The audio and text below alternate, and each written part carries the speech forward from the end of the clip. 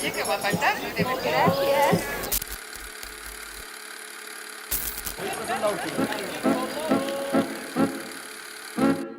Cuba a nivel político y a nivel cinematográfico creo que se encuentra en un momento muy especial, sobre todo tras la muerte de Fidel Castro y con todos estos cambios que ha venido operando con la supuesta reanudación de los lazos de amistad entre Cuba y Estados Unidos. Yo creo que el país se encuentra en un momento de mucha incertidumbre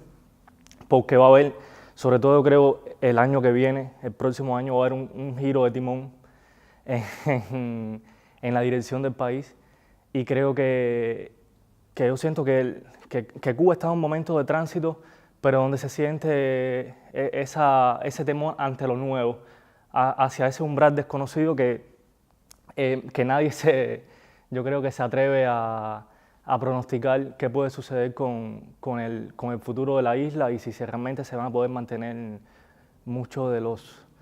digamos, logros que tiene el país. Entonces, como también muchos de estos conflictos que tiene la Cuba de hoy,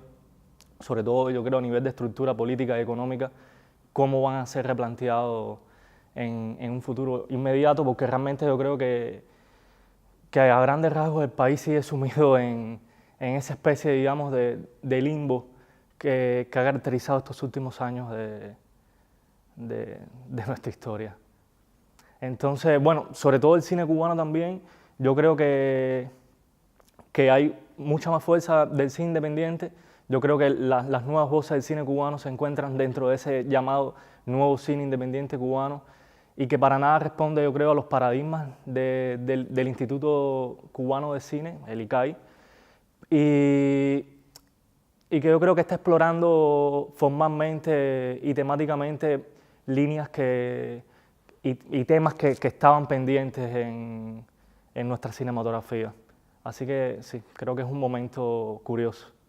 Bueno, el tema de la ciencia ficción y la tradición de la ciencia ficción cubana, yo creo que sobre todo en la literatura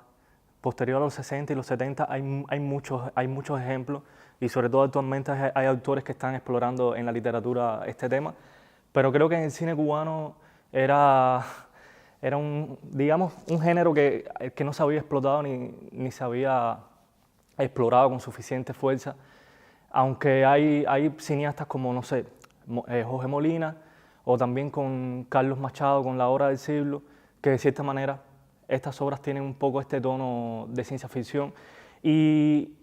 el proyecto yo creo que entra dentro de este espacio, yo creo de manera inconsciente casi, porque a pesar de que en un principio nos planteamos de que iba a tener cierto tono, digamos, posapocalíptico y el cómo íbamos a representar esta utopía que se había convertido en una distopía y se había distorsionado este proyecto de futuro, yo creo que sobre todo con la introducción de las animaciones y el propio trabajo de material de archivo, logró que la película cerrara con este tono, digamos, de carácter científico, o sea, de cine científico.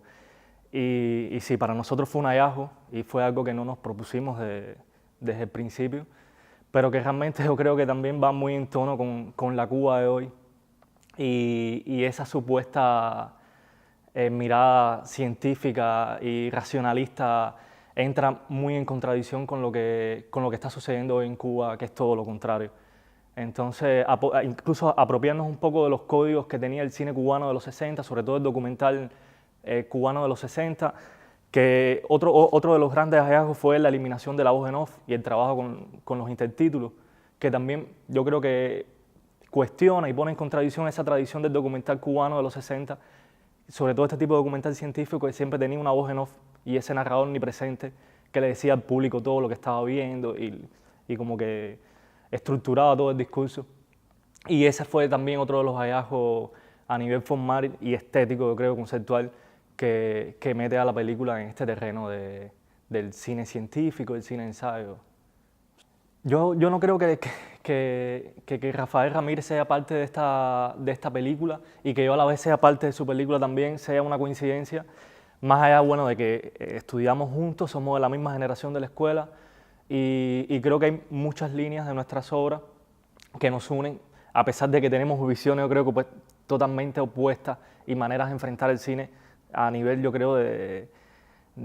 dispositivos que son totalmente diferentes. Pero sí, yo creo que hay una inquietud a partir de, uno, desde el cine que consumimos, el tipo de literatura también y de referencias que tenemos, que yo creo que intentan poner en crisis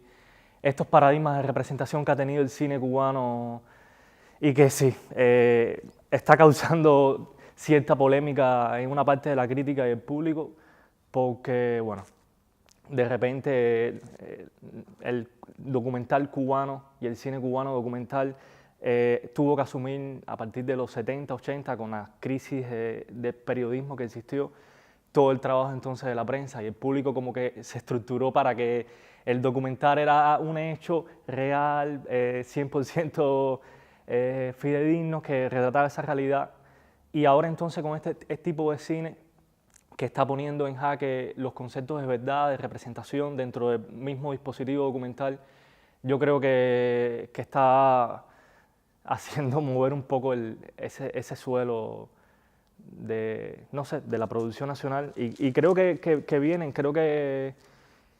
hay una generación que está queriendo explorar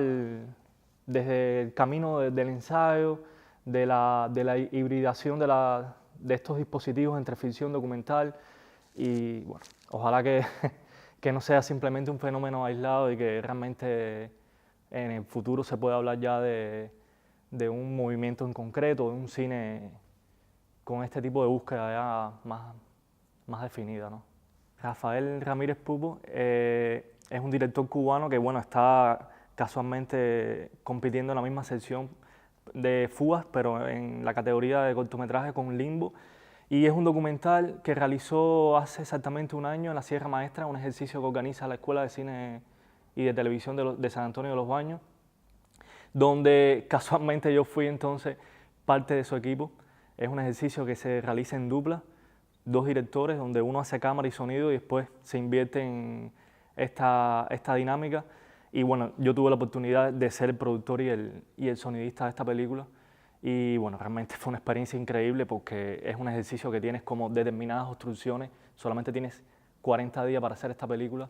y de esos 40 días, solamente 3 días son para rodar y tienes 3 horas de material. Entonces eso te exige, por supuesto, que tengas un trabajo de investigación con tus personajes y a nivel de producción también, que bueno, nada, yo creo que el resultado se puede ver aquí en Limbo, que realmente es una obra excepcional dentro del contexto del documental cubano, sobre todo dentro del contexto del documental cubano religioso, o sea, que está enfocado a retratar